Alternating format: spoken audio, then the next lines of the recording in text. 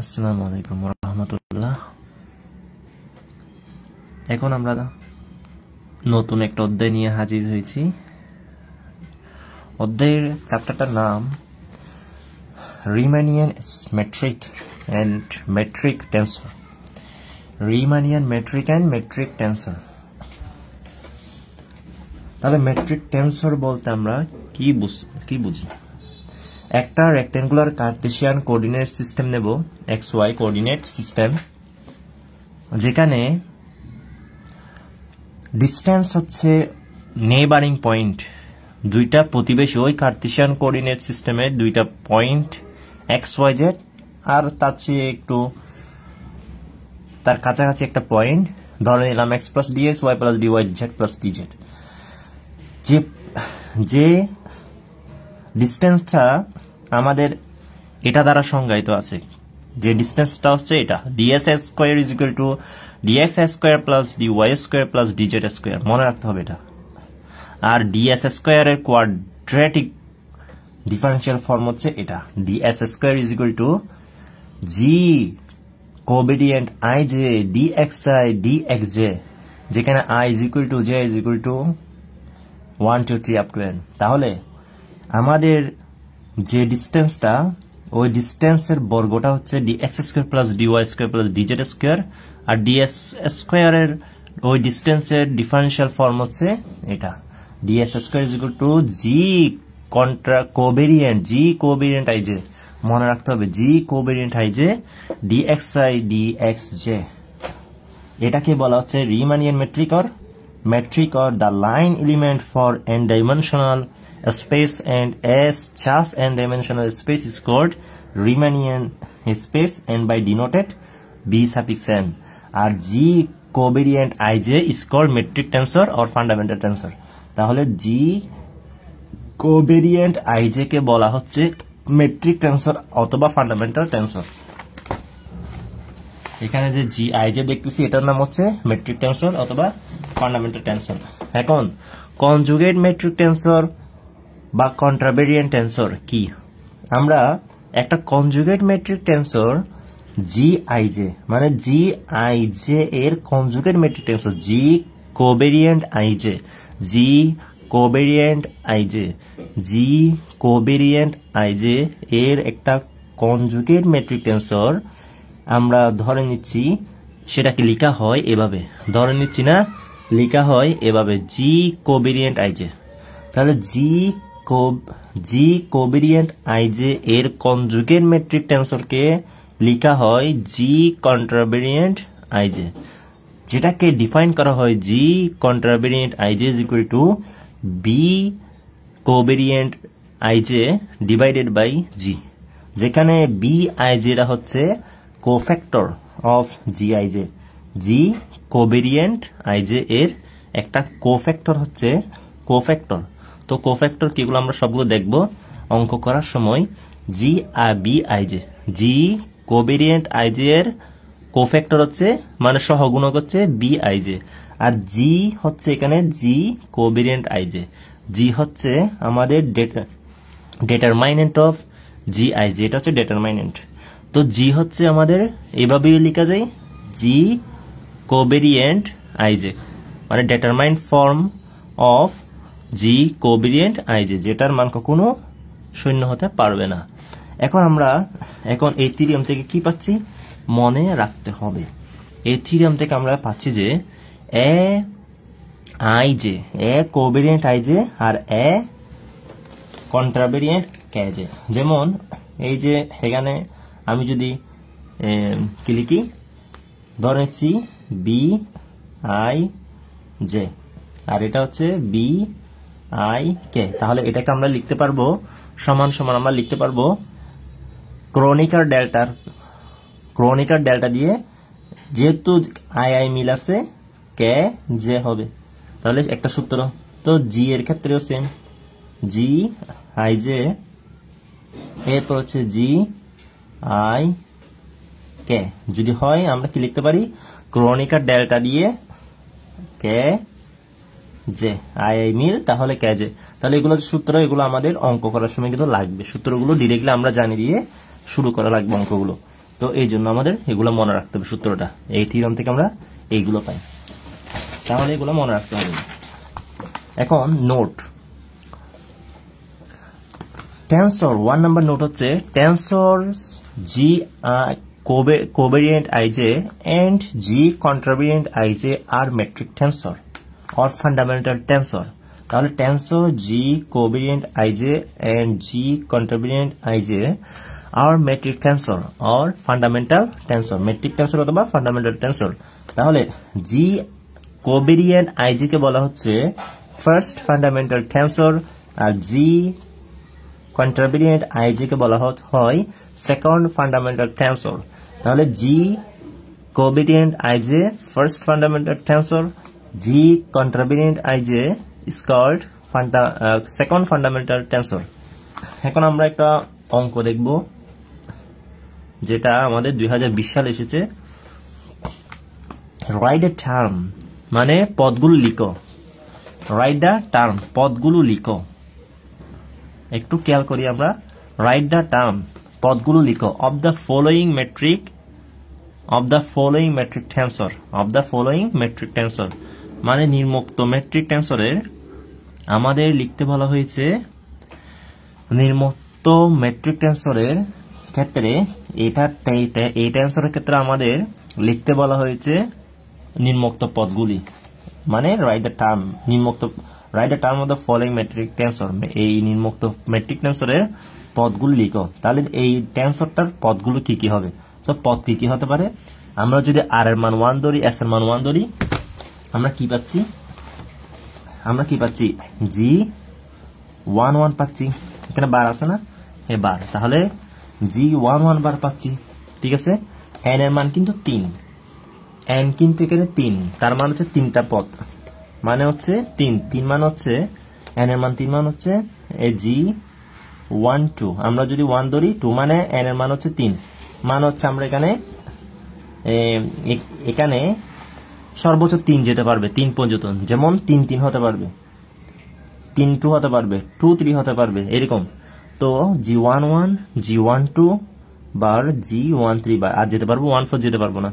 তাহলে তেমনি ভাবে G21 G22 G23 সবার উপর বার, তারপর হচ্ছে G31 G32 G33, এইসব পদগুলো আমরা কিভাবে পাবো এখন সেটা দেখবো। এই পদগুলো বের করতে বলা হয়েছে। তো এখন পদগুলো কিভাবে বের করব? তো আমরা আর এর মান 1, এস এর মান 1 ধরলে একটু টেকনিক জানতে হবে কিভাবে বের করা হয়। তাহলে G11 বার মানে একটা বের করব, এখানে আমরা তো প্রত্যেকটা বের করতে পারবো না, আলাদা আলাদা বা প্রত্যেকটা বের করতে পারবো না, ঠিক আছে। তো আমরা একটা বের করব, আর বাকি সবগুলো কিভাবে বের করতে হয় সেটা আমরা দেখব। আচ্ছা, এখন দেখি এখানে আমাদের আর এর মান 1 বসাই, এস এর মান 1 বসাই এই গিভেনটাতে, মানে প্রদত্ত যেটা দেওয়া আছে আমাদের, প্রদত্ত যে মেট্রিক টেন্সর দেওয়া আছে ওই মেট্রিক টেন্সরটাতে r is equal to 1 s is equal to 1 বসালে এটা পাবো না, এই তো আর এর মান 1 বসিয়ে দেন, এস এর মান 1 বসিয়ে দেন, তাহলে আমাদের 1 1 আর জে কে এগুলো ঠিক থাকবে, ঠিক আছে, তাই না? ঠিক আছে না? আচ্ছা, এখন আপনি G1 বারের মান পেয়ে গেলেন। এখন আপনি জে এর মান 1 ধরে নেন, জে এর মান 1 ধরে নেন, জে এর মান 1 ধরে নিলে আমরা কি পাচ্ছি? জে এর মান 1 2 3 বসাবেন আর কি, জে এর মান এবার 1 2 3 বসান। জে এর মান কি বসাবেন? একসাথে বসাতে পারবেন না, আপনি যদি কে এর মান বসান 1, তাহলে 1 1, তাহলে এটা হবে আপনার কি হবে 2 2 3 3 এরকম হয়ে যাবে, তাই না? তা আমরা আমাদের পদ সমূহ কিন্তু পাবো না, পদ যতটা দরকার ততটা কিন্তু আমরা পাবো না, ঠিক আছে। তো আমাদের পদগুলো তো পেতে হবে, তাই না? আমাদের পদগুলো কিন্তু পেতে হবে। তো আমরা পদগুলো পেতে গেলে এখানে আমাদের জে এর মান প্রথমে 1 বসাই, এখানে এবার জে এর মানটা 1 বসাই। তো জে এর মান 1 বসালে এটা পাচ্ছি না, এই 1 বসিয়ে দেন, 2 বসিয়ে দেন, এটা 3 বসিয়ে দেন, এটা পাবেন, তাই না? এখন কে আছে, এখন এই পুরোটাতে কে এর মান একবার 1 বসাবেন, কে এর মান একবার 2 বসাবেন, কে এর মান একবার 3 বসাবেন, তাহলে কি পাচ্ছি দেখি? তাহলে G11 bar is equal two, এবার কে এর মান 1 বসান, 1 বসালে 1 বসিয়ে দেন, 1 বসিয়ে দেন, 1 বসিয়ে দেন, এই লাইনটা পাবেন, এই লাইনটা পাবেন না? এবার কে এর মান 2 বসিয়ে দেন, কে এর মান 2 বসালে 2 2 2 এই লাইনটা পাবেন। কে এর মান এখানে যদি 2 বসিয়ে দেন, কে এর মান এখানে যদি 2 বসিয়ে দেন এই লাইনটা পাবেন। এখন কে এর মান এখানে যদি 3 বসিয়ে দেন এটা পাবেন। ঠিক আছে, এগুলো সিম্পল ব্যাপার। কে এর মান যদি এখানে 3 বসিয়ে দেন এটা পাবেন, এই লাইনটা পাবেন। তাহলে এটাকে ইকুয়েশন নাম্বার দিয়ে দিবেন। তাহলে এটাই হচ্ছে G11 বারের মান, এটাই হচ্ছে G11 বারের মান, G11 বারের মান। ওকে, তো এটাই হচ্ছে আমাদের G11 বারের মান। তাহলে আমরা কি করলাম, একটা টার্ম বের করে নিলাম, G11 বার। তো যেখানে আমরা প্রথম আর এর মান 1 বসালাম, এস এর মান 1 বসালাম, এটা পেলাম। এরপর আমরা জে এর মান 1 বসালাম, 2 বসালাম, 3 বসালাম, এটা পেলাম। এরপর আমরা কে এর মান 1 বসালাম, এটাতে 1 বসালে এটা পাচ্ছি, 2 বসালে এটা পাচ্ছি, 3 বসালে আমরা যখন এখানে 3 বসিয়েছি তখন এটা পাচ্ছি। ক্লিয়ার? একটু দেখে নেন। তো আমরা একটা টার্ম বের করে ফেলেছি, তুলে নেন, একটা টার্ম বের করে ফেলেছি আমরা। এখন তো ওই টার্মগুলো লিখলাম আর কি। এখন n is equal to 3, that term will be in 1। তাহলে একের জন্য টার্মগুলো হচ্ছে G11 বার, G12 বার, G13 বার। এখানে আমরা যদি 1 1 বসাই, 1 2 বসাই, 1 3 বসাই, 3 পর্যন্ত n is equal to 3 না, n is equal to 3। তাহলে 1 3 পর্যন্ত আমরা সর্বোচ্চ যেতে পারবো। তো আমাদের এগুলাই আমাদের বের করতে বলা হয়েছে। এখন the rest of the term will be determined like the equation 2। এখন এই ইকুয়েশনের মাধ্যমে আমরা বাকি যে টার্মগুলো আছে, এই G12, G13, G21, G22, G23, G31, G32, G33, এগুলো আমরা কি করব, ডিটারমাইন করব, নির্ণয় করব। বাকি সহগগুলো, বাকি টার্মগুলো এখন বের করব। আমাদের G11 বার বের করা আছে। তো বাকি টার্মগুলো বের করতে গেলে আমাদের কি করা লাগবে, বাকি টার্মগুলো যদি আমরা বের করতে যাই তাহলে আমাদের এখানে ম্যাট্রিক্স গঠন করা লাগবে। কি গঠন করা লাগবে? ম্যাট্রিক্স গঠন করা লাগবে, মনে রাখতে হবে। তো আপনাদের দেখাচ্ছি এখানে কোন অঙ্কটা করতেছি। 115 নাম্বার পেজের এই অঙ্কটা, আমরা এখন আমরা 2 এর নেই অবশিষ্ট পদসমূহ নির্ণয় করব। পদসমূহকে ম্যাট্রিক্সের নিম্নরূপে প্রকাশ করা যায়। তো আমরা এখন ম্যাট্রিক্সের পদসমূহ রূপে নির্ণয় করব। ম্যাট্রিক্সের পদসমূহ রূপে নির্ণয় করব। এখন G11 বার, G12 বার, G13 বার, G21 বার, G22 বার, G23 বার, G31 বার, G32 বার, G33 বার। তো আমরা সেটা লিখে ফেলবো, যেহেতু আমাদের টার্মগুলো আছে, ওই টার্মগুলো আমরা লিখে ফেলবো। কিভাবে?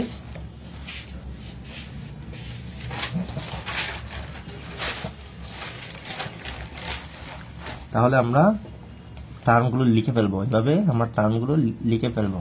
G11 বার, G12 বার, G13 বার, G21 বার, G22 বার, G23 বার। তো টার্মগুলো পেতে গেলে আমাদের ম্যাট্রিক্স রূপে লিখে ফেলা লাগবে G33 বার। এইভাবে আমরা ম্যাট্রিক্স আকারে লিখে ফেলবো। এখন ম্যাট্রিক্স আকারে লেখার পর আমরা কি করব? এখন এটার ভ্যালু হচ্ছে এরকম, del x1, 1টা এখানে যে 1টা আছে, এই 1টা হচ্ছে আমাদের এখানে। ঠিক আছে, যেহেতু এটা কোভেরিয়েন্ট টেন্সর সেহেতু আমাদের বারটা এখানে হবে, তাই না? হ্যাঁ, যেহেতু আমাদের কোভেরিয়েন্ট টেন্সর বারটা নিচে হয়। যেহেতু কোভেরিয়েন্ট টেন্সর এটা G11 কোভেরিয়েন্ট 11 বার, তাহলে যেহেতু কোভেরিয়েন্ট টেন্সর এখানে হবে, বারটা এখানে হবে, আর এই 1টা এখানে। সিমিলারলি আমাদের কি হবে, বার 1 আর এই 2টা আমাদের এখানে হবে। ঠিক আছে, এগুলো স্কয়ার না, del x। তা আমরা আগে del x এটা সব দিয়ে দিই। del x ওই পি কিউ ধরেন, পি কিউ, ঠিক আছে।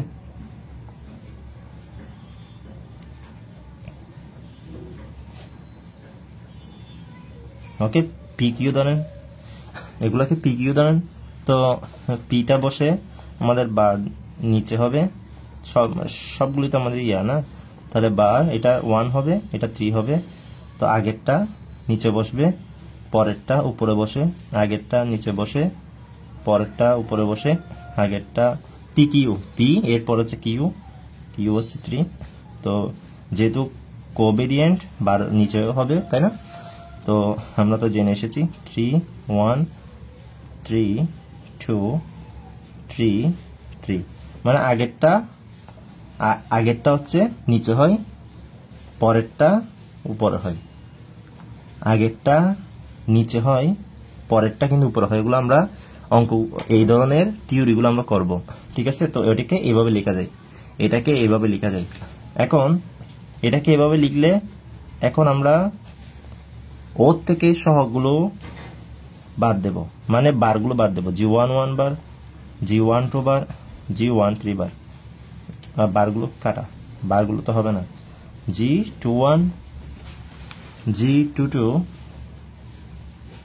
G23 G31 G32 G33, ঠিক আছে।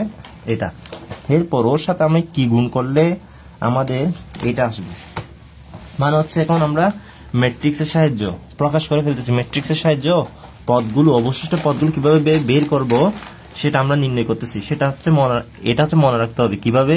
তো ও মানে হচ্ছে, তো এখন আমরা এখানে যে বারগুলো আছে ওই বারগুলো কি করে দিব, ক্যান্সেল করে দিব, জাস্ট বারগুলো ক্যান্সেল করে দিব। এখন আমাদের এদিকে যেগুলা রো আছে এই রো গুলোকে কলাম করে দেব, এদিকে কি করে দেব, কলাম করে দেব। কিভাবে, এটা এখন কলাম করে দিই, del x1 del x বার 1, ওকে। তারপর হচ্ছে del x2 del x1, ওকে। তারপর হচ্ছে del x3 del x বার 1, এই কলাম করে দিলাম। রোটাকে কলাম করে দিলাম। এবার এই রোটাকে কলাম করে দেন, এই রোটাকেও কলাম করে দেন। del x1 del x2 বার, del x2 del বাদ দিই না, বার এগুলো কিন্তু খেয়াল করে আমাদের খেয়াল রাখতে হবে কোথায় পড়তেছে না পড়তেছে। del x2 del x3 বার, তারপর হচ্ছে del, এবার হচ্ছে এই রোটাকে আমরা কলাম করে দিই, del x বার 3 del x2 del x বার 3 del x বার 3, এটা তো 2 না, এটা 2, এই 2 না। তারপর হচ্ছে del x বার 3 del x3, তাহলে এই তো হয়ে গেল। তো আমাদের হয়ে গেল, এটাই হচ্ছে আমাদের আনসার, এটাই হচ্ছে আমাদের আনসার, ওকে। তো এটাই বের করতে বলা হচ্ছে G1 1 এর পদ, G1 2 পদ। আমরা এখন এগুলাকে যদি ম্যাট্রিক্স করি তখন আমাদের এইরকম আসবে, ঠিক কিরকম আসবে, এইরকম আসবে। মানে G1 1 বার যেমন এরকম আসছে, তো G1 1 বার করে দেখেন, দেখবে যে এটা পাবেন। G1 1 বার যখন করে দেখবেন তখন এটা পাবেন। কোনটা পাবেন, এটা পাবেন। আর G1 2 বার করলেও এরকম টাইপের অন্যটা পাবেন, এরকম টাইপের এই এত বড় একটা পাবেন। G1 3 করলেও এরকম একটা মান পাবেন। ক্লিয়ার? তো এটাই ছিল আজকে একটা আমাদের এক্সাম্পল। সে পর্যন্ত আশা করি ভালো থাকবেন, সুস্থ থাকবেন। আল্লাহ হাফেজ।